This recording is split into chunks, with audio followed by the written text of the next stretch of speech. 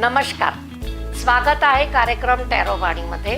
मी केतना सेठ सांगणार आहे आपल्याला साप्ताहिक भविष्य वाढदिवसाची माहिती व पॉझिटिव्ह टिप्स. नेहमीप्रमाणे सुरुवात करूया राशी मेष पासून.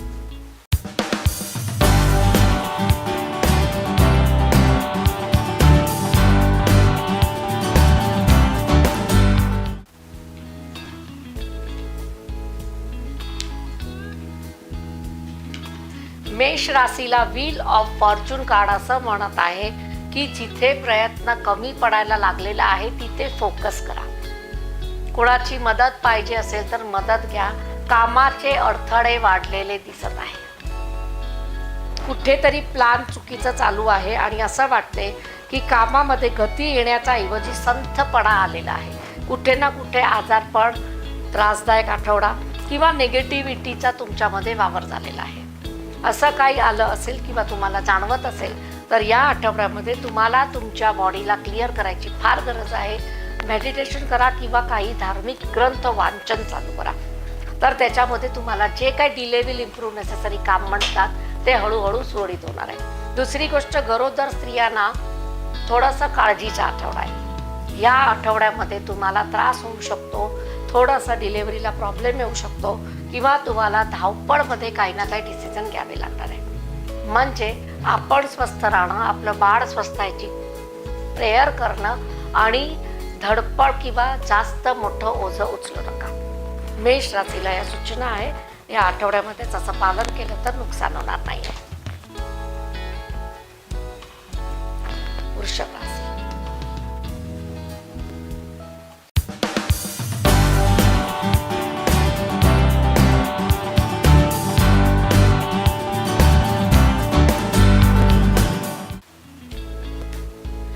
वृषभ राशीला तलवारीच्या धारेवरती आता असं वाटत आहे की तुम्ही तुमच्या घरामध्ये काही डिसिजन आता घेणार आहे. ते तलवारीच्या धारेवरती आहे. पॉझिटिव्ह आहे. कुणाला विचारून घेतलेले आहे. इन्व्हेस्टमेंट आहे. 2 वास्तूमध्ये इन्व्हेस्टमेंट आहे. एक शेती दाखवते प्लस अब्रॉड.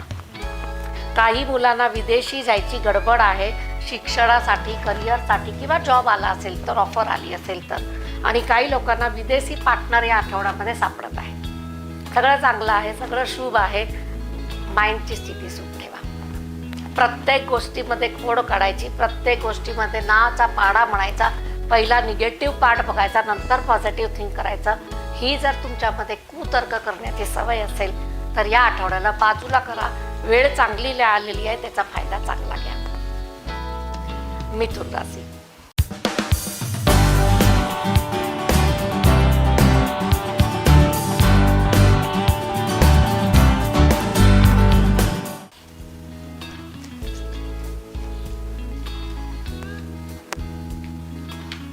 मिथुन राशीला संपत्तीवर्धक आठवडा आहे आणि असं दाखवते की एखाद्या पार्टनर बरोबर खूप मैत्री पुढे जाईल आणि अचानकच ब्रेक लागेल.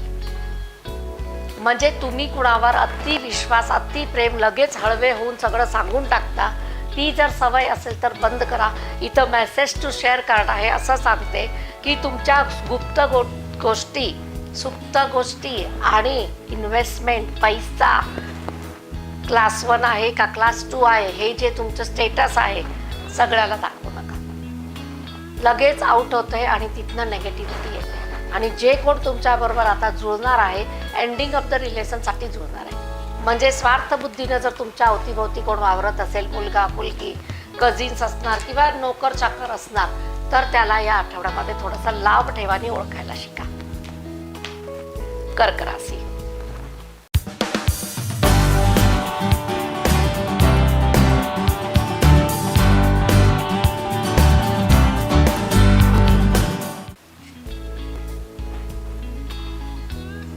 कर्क राशीला ऑपरेशन टाळलेलं आहे असं दाखवत आहे. काही मजबुरीमध्ये काही काम अडकलेलं होतं, म्हणून जर काय शरीराची काही शस्त्रक्रिया तुम्ही टाळली असेल तर पुन्हा एकदा ते आजार वर डोकं काढणार आणि तिप्पटी त्रास होणार आणि ऑपरेशन पण मोठं होणार. म्हणजे तुम्हाला जर असं करायचं नसेल, त्रास करून घ्यायचा नसेल तर या आठवड्यामध्ये डॉक्टरला विचारून जे काय तुमची शस्त्रक्रिया थांबलेली आहे ती करून घ्या. दुसरी गोष्ट, सिझेरियन सारख्या घटना या आठवड्यात होणार आहे जर तुमच्या घरामध्ये कोण गरोदर आहे. तिसरी गोष्ट, जे वयोवृद्ध लोक आहेत त्यांना थोडंसं त्रास या आठवड्यात वेदरचा जाणवणार आहे. जे काय प्रखर वेदर आहे किंवा अतिशय थंड आहे, अतिशय गढूळ वातावरण आहे, त्याचा त्रास त्यांना सर्दी, खोकला, व्हायरल इन्फेक्शन होणार आहे. तर या आठवड्यामध्ये घरामध्ये सगळ्यांनीच आजारपण येणार नाही याची काळजी घ्यायची आहे. सिंह राशी.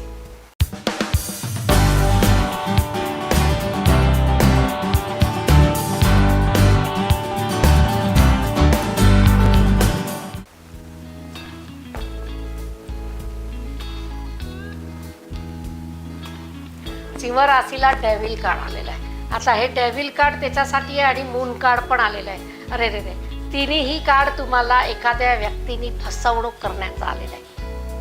एक इमोशनवर फसवणूक आहे, एक फायनान्शियल फसवणूक आहे आणि एक फसवणूक अशी दाखवते की जे तुम्हाला अपेक्षित नव्हती, तुमचं आत कुठे रिलेशन होतं. आणि मॅजिशियन कार्ड असं दाखवते की कोर्ट कचेऱ्या मागे लागेल. या आठवड्यामध्ये थोडंसं स्वतःला ओळखा, स्वतःबरोबर राहणाऱ्या व्यक्तीला ओळखा. डेव्हिल कार्ड आहे.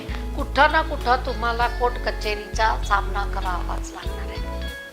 म्हणजे असे काय काम करत असाल तर, एरवी नाही. आणि एरवी असेल तर नवरा बायकोमध्ये थोडंसं भांडण जास्त होणार आहे. परत कोर्ट कचेरी, म्हणजे शेवटी इरून फिरून कोर्ट कचेरी आहे. या आठवड्यामध्ये सिंह राशीच्या लोकांनी वादविवाद कमी करायचा आहे. सहनशक्ती वाढवा, नाहीतर काही रिलेशन विच्छेदनाला जाणार आहे. इन्व्हेस्टमेंट मुलांसाठी करावी लागणार आहे, ती पॉझिटिव्ह आहे. कन्या राशी.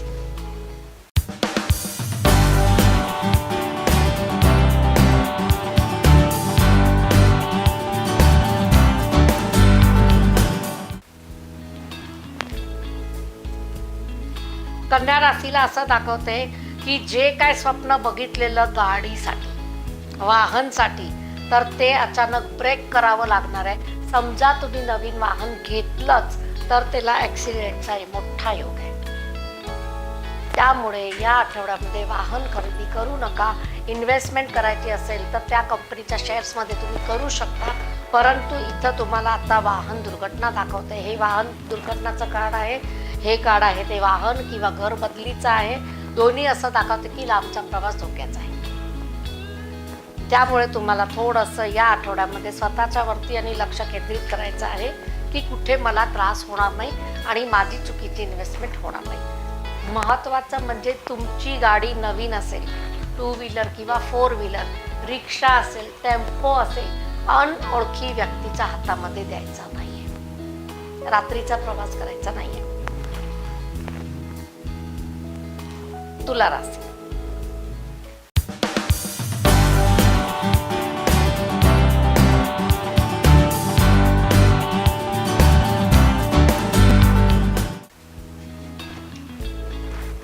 तुला राशीला आपलं समाजामध्ये नाव खूप चांगलं झालेलं होतं आणि आत्ता लोक विचारणार पण नाही, ह्या भीतीनं थोडंसं त्रस्त झालेली आहे.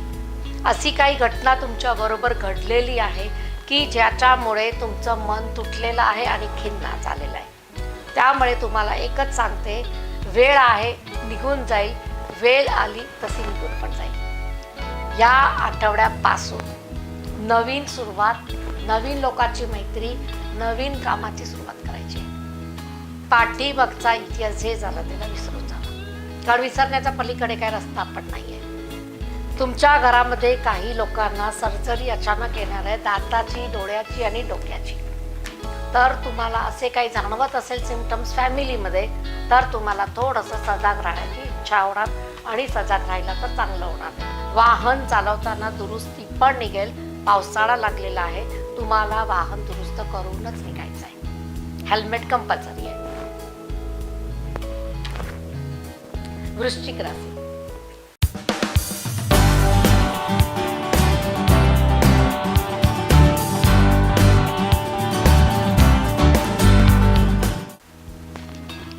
वृश्चिक राशीला जस्टिस कार्ड आहे.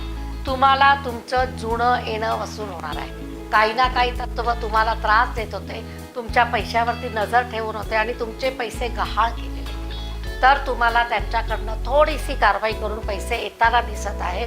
आणि काही लोकांच्या घरामध्ये चक्क असं दाखवते की विदेशी मुद्रा तुमच्या घरात येणार आहे.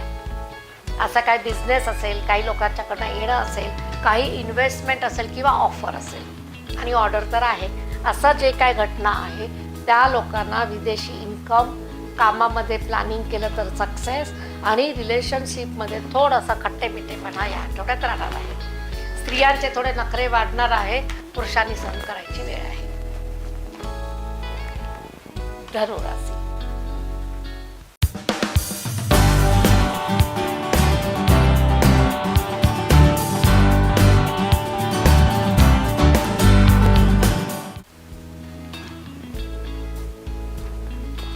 धनु राशीला 7 ऑफ वँड्स कार्ड आहे आणि त्याच्यानंतर movement of residence chariot card आहे. असं दाखवते की स्थलांतर, एक गावापासून दुसऱ्या गावाला, एक रेंटचं घर होतं कदाचित दुसरं घ्यावं लागेल, बदलावं लागेल, प्रगती नाही झाली, असं तुम्हाला विरोधाभास होईल, तर तुम्हाला ते एकदम डिसिजन घेणं गरजेचं नाही. काही वास्तू पुराणी असतात, त्याच्यामध्ये तुम्हाला खूप नुकसान होतं आणि त्या वास्तूकडनं तुम्हाला त्रास आणि त्रासच मिळत असेल.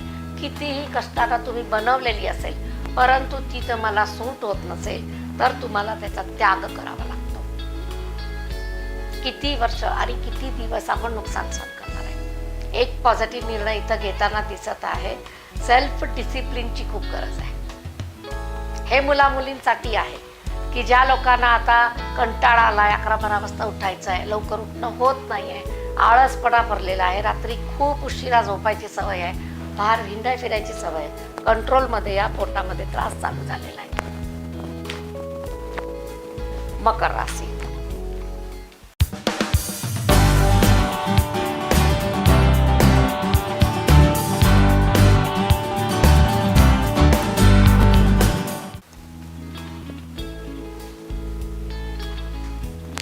मकर राशीला ऑफर्स येणार आहे, पैशाची जोडणी होणार आहे आणि स्वतःला सेलिब्रेशन पार्टीकडे नेताना दिसत आहे. ही चांगली गोष्ट आहे, कारण असं वाटतं की तुम्हाला तुमच्या कामाचा मोबदला रुपीजच्या मार्फत येणार आहे, पैशाच्या धनाच्या स्वरूपात येणार आहे. म्हणजे तुम्हाला अपेक्षित धन खर्च करायची वेळ आलेली आहे किंवा इन्व्हेस्टमेंट केलेली असेल तर त्याचा प्रॉफिट घेता येणार आहे. आता अप अँड डाऊन खूप मोठं चालू आहे, परंतु जर पॉझिटिव्ह केलं असेल तर फायदा झालेला दिसत आहे. दुसरी गोष्ट, जे लोक तुमचा फायदा घेतात, तुमच्याकडनं फुकट काम करून घेतात आणि म्हणतात की तुम्हाला हे करणं गरजेचं आहे, हे केलं नाही तर तुम्ही पुढे जाऊ शकत नाही, त्यांच्याबरोबर रिलेशन ब्रेकअप होणार आहे. कारण तुम्हाला आता तेवढी नॉलेज येणार आहे की तुमच्यामध्ये केवढी कॅपॅसिटी आहे, तुम्ही काय करू शकता, तर तुम्ही कुणाच्या बंधनात अडकत नाही. राजकारणामध्ये मोठी खडबड या आठवड्यामध्ये होणार आहे, त्यामुळे तुम्हाला त्याच्यामध्ये काही नुकसान होणार नाही ह्याची काळजी घ्यायची आहे, जे लोक राजकारणी आहेत. कुंभ राशी.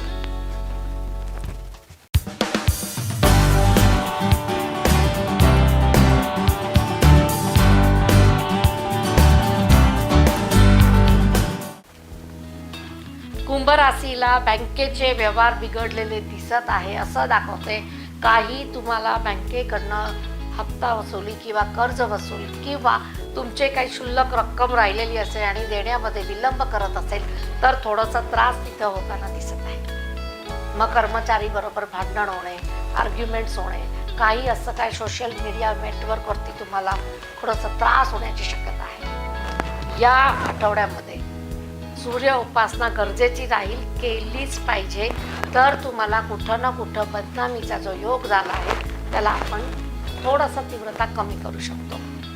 हजबंड वाईफचं लग्न अचानकच ठरेल, तारखा निघेल आणि अचानक म्हणतात की आम्हाला जगायचं नाहीये किंवा आम्हाला त्याच्याबरोबर पुढे जायचं नाहीये.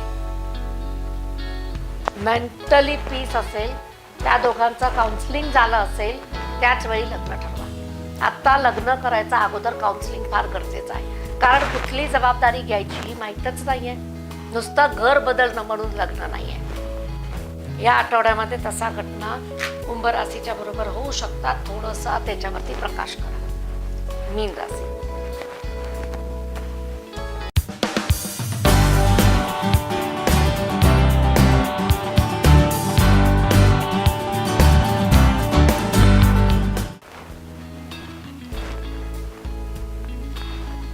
मीन राशीला असं वाटते की आपल्या घरामध्ये जी आपली परिस्थिती बदलायची होती ती थोडी थोडी हळूहळू संथ गतीने का होईना पण चालू आहे. म्हणजे एकदम निराश पण नाही आणि एकदम खुश पण नाही आहे, मिडलमध्ये आहे पण हॅप्पी आहे. दुसरं फुल कार्ड आहे, मुलांच्यासाठी चांगली सोय झालेली आहे. फायनान्स असू दे, कॉलेजेस असू दे किंवा शाळेच्या पुढच्या वर्गामध्ये सोय करायची असेल झालेली आहे. त्यांच्यासाठी तुम्हाला थोडे पैसे इन्व्हेस्टमेंटसाठी शिल्लक ठेवायचे आहे. अचानक त्यांचा खर्च वाढेल तर त्यासाठी या आठवड्यामध्ये पैसे थोडे जास्त ठेवा. कारण तुम्हाला मुलांच्या उपकरणासाठी, शालेय वस्तूसाठी, युनिफॉर्मसाठी पहिल्यापेक्षा दुप्पट रक्कम मोजावी लागणार आहे. त्यामुळे मीन राशीच्या लोकांनी या आठवड्यामध्ये खर्च नियंत्रणवर करून जे काय आकस्मिक खर्च होणार आहे किंवा मजबुरीमध्ये किंवा कंपल्सरी करायचा आहे त्याच्यावरती भर द्यायचा आहे. या आठवड्यामध्ये थोडीशी गुड न्यूज अशी पण येणार आहे की तुमचे अडकलेले पैसे परत मिळणार आहे, मग ते मागायला सुरुवात करा. हे होतं 12 राशीचं भविष्य. तर या आठवड्यामध्ये ज्यांचा वाढदिवस आहे त्यांना शुभेच्छा, खूप खूप शुभेच्छा. आणि त्यांना वर्ष कसं जाणार आठवड्यापासून ते बघूया. पहिला तर त्यांनी त्यांच्या घरामध्ये आई वडिलांचं रिस्पेक्ट करायची सुरुवात करायची आहे. इथं जसं तसं वाटेल ते बोलून चालणार नाही आहे. जेव्हा मिळेल तेव्हा, वेळ मिळेल तेव्हा तुम्ही त्यांचा अपमान जर करत असाल तर तुम्हाला तिथं थांबायचं आहे. या आठवड्यामध्ये असं दाखवलं जात आहे की तुमचा जर वाढदिवस असेल आणि तुम्ही खूप पॉवरफुल व्यक्ती बनायची इच्छा असेल तर तुम्हाला तुमच्या घरामध्ये वर्तन, वाणी आणि विवेक 3V वरती काम करायचं आहे.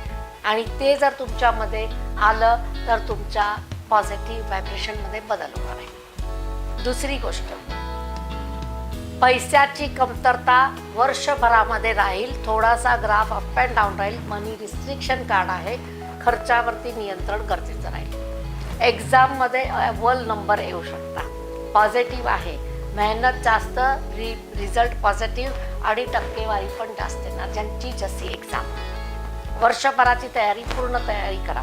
कोर्ट कचेरीच्या कामामध्ये यश आहे आणि वकिलाकडनं तुमची फसवणूक होणार नाही ह्याच्यावरती पण नजर ठेवायची आहे. खूप टप्प्याला, लास्ट स्टेजला आलेला केस तुमचा अचानक बदलू पण शकतो.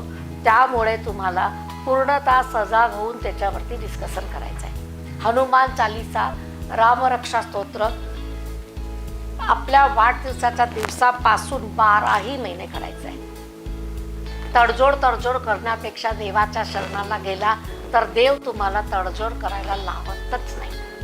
एकदा त्याच्यावरती तुमची समस्या सोपवून देवा आणि त्यांच्यानंतर बघा की तुम्हाला ती समस्या कशी हल होते.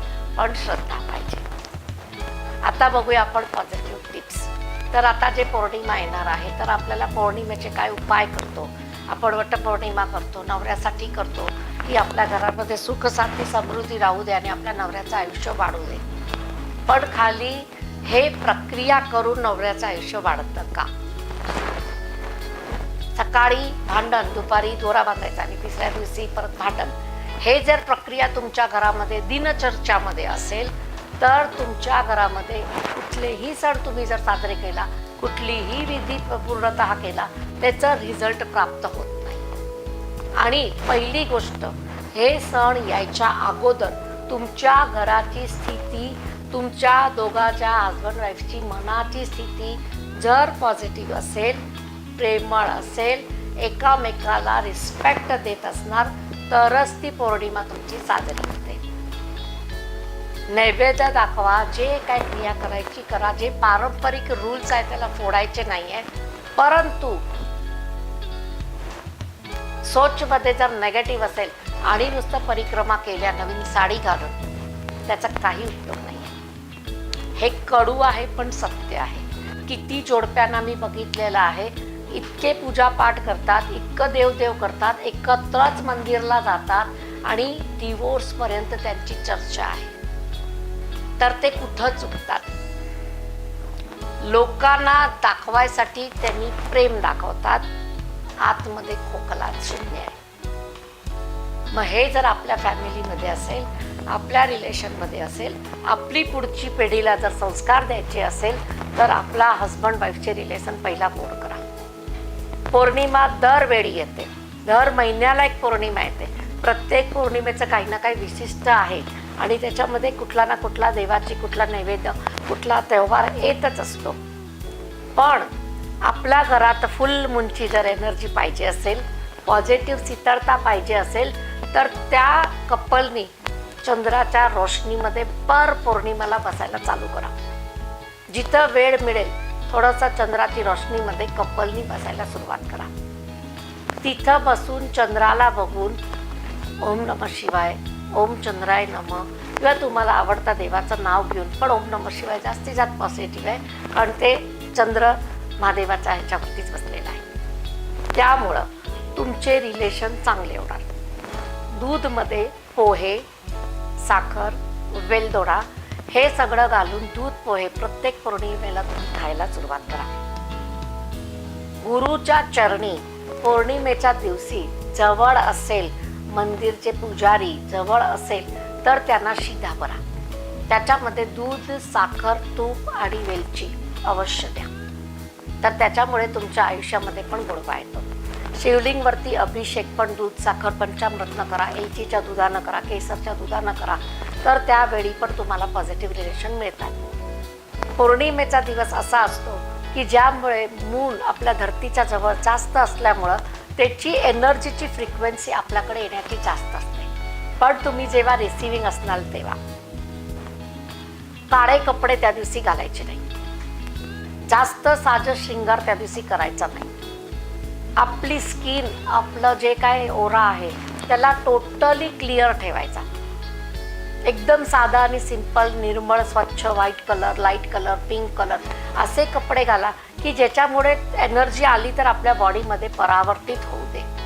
काळ्या कपड्यामध्ये ती रिफ्लेक्टला जाते. मग तुमच्या घरामध्ये जेव्हा असे सण साजरे होणार असेल तर मुलींना पण पहिला हे संस्कार द्या. पण संस्कार द्यायच्या अगोदर जर तिनं म्हटलं की तुमच्या दोघांचं तर पटत नाही, 24 तास भांडता आणि वटपौर्णिमा करता, तर हे तुम्हाला लज्जास्पद होणार. कुणालाही होऊ शकते, कारण मुलाकडनं असं टोमणे ऐकायची आपल्याला सवय नाही आहे. म्हणून वास्तूमध्ये मुलींना लग्न करायचा अगोदर, मुलांना लग्न करण्याचा अगोदर काय त्यांची जबाबदारी आहे हे काउन्सिलिंग गरजेचं आहे.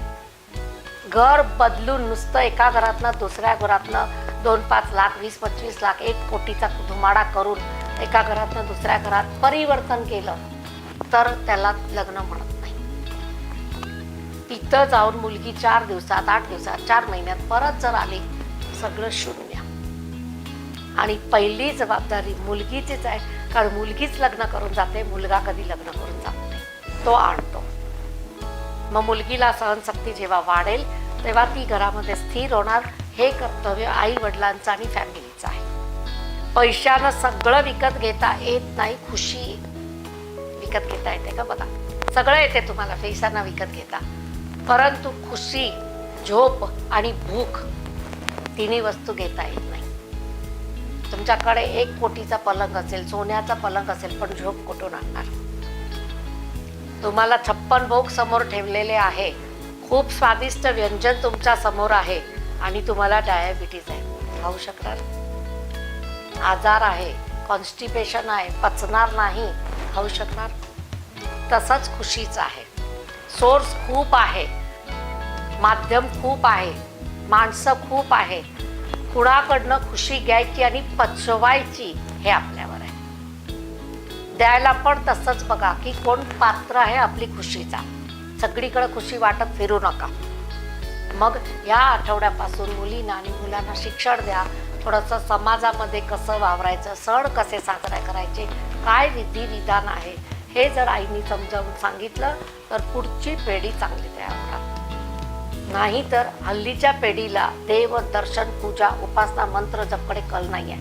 मी असे पण आता मुलं बघितलेली आहे की ज्यांना स्पिरिच्युअल पॉवरकडे आता ओढ झालेली आहे. त्या लोकांना युनिवर्समधनं काय मिळवू शकतो हे कळायला लागलेलं आहे. आई वडिलांना माहीत नाही तेवढं मुलं आता स्पिरिच्युअल झालेली आहे. विगन होत आहे, नॉनव्हेज सोडत आहे, जीवावरती दया करतात, प्राण्यांना प्रेम करतात, त्यांच्यावरती त्यांनी दया करून त्यांचा औषध उपचार करतात. मग हे पण मुलं ह्याच काळामध्ये आहे. मग हे जे संस्कार आहे ते कुठं ना कुठे पूर्वजांची पिढीमध्ये असल्याशिवाय त्याच्यामध्ये येणार नाही. मग आपण पण आपल्या पिढीला जर तयार करायची असेल, आपल्या मुलींच्या पोरांना तयार करायचं असेल, तर हे संस्कार देणे खूप गरजेचं आहे. कार्यक्रमामध्ये मला विविध उपाय, विविध क्षेत्रावरती बोलायचं किंवा विविध समस्यावरती मला प्रकाश टाकायला मिळतो आणि त्यामुळे काही लोकांच्या घरामध्ये खुशी पण आलेली आहे आणि ते लोक सांगतात की आमच्यामध्ये एवढंच थिंकिंग पॅटर्न बदलल्यामुळं परत परिवर्तन आहे. डिवोर्स केलेले कपल परत घरामध्ये एकत्र नांदत आहे. आता मुलं बाळासकट आहे. तर थोडंसं विचारामध्ये परिवर्तन करा. पौर्णिमेच्या दिवशी चंद्रामध्ये पूर्ण फॅमिलीनी प्रकाश घ्यायला बसा. एक पाणीचा ग्लास घ्या स्वतः, त्याच्यामध्ये 2 वेलदोडे टाका पावडरच्या स्वरूपातनं. चंद्राची रोशनी त्याच्यामध्ये पडू द्या. त्याच्या समोर बसा. बरोबर त्या ग्लासमध्ये चंद्र दिसतो का नाही बघा आणि त्या अँगलला सेट करा. तिथे बसा, जप करा आणि 10 मिनिटानंतर ते पाणी घोट घोट घोट तुमच्या शरीरामध्ये जाऊ द्या. मग दुधाची खीर पण असू शकते, मसाला दूध पण असू शकतं, कसंही जसं तुम्हाला जमेल. हे प्रयोग करा आणि आपल्या घरामध्ये शांतता कशी येईल त्याच्यावरती विश्वास ठेवा. आपण केल्याशिवाय जग दिसणार नाही, त्याच्यावरती कर्तृत्वावर भर द्या. कार्यक्रम कसा वाटतो तुम्हाला लाईक, शेअर, कमेंट करा आणि कुठल्या टॉपिकवर प्रकाश पाहिजे असेल तर तुम्ही मला जसं मेसेज करता कंटिन्यू चालू आहे तसं परत करा. मी प्रकाश टाकेन. आणि काही रिलेशनशिपचं काउन्सिलिंग करायचं असेल लग्नाचा अगोदर मुलींचं तर तुम्ही अपॉइंटमेंट घेऊन मला भेटू शकता. कारण जी जबाबदारी त्यांना घ्यायची आहे त्याची माहिती जर नसेल तर भांडणाशिवाय काय उरलं होणार पण नाही आहे. तर प्रतीक्षा करा केतन सेठची कार्यक्रम टॅरो वाणीमध्ये. नमस्कार.